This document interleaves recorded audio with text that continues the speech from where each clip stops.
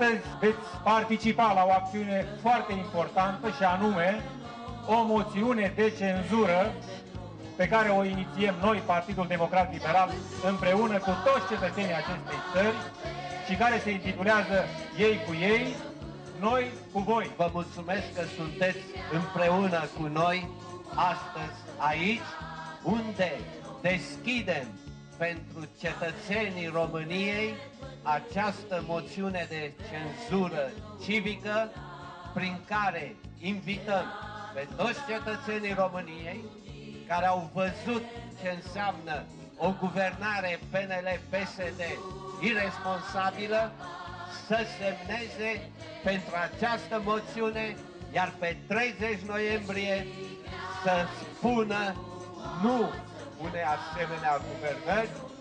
Politica asta de clan a dat faliment. Exemplu, clanul de la Iași.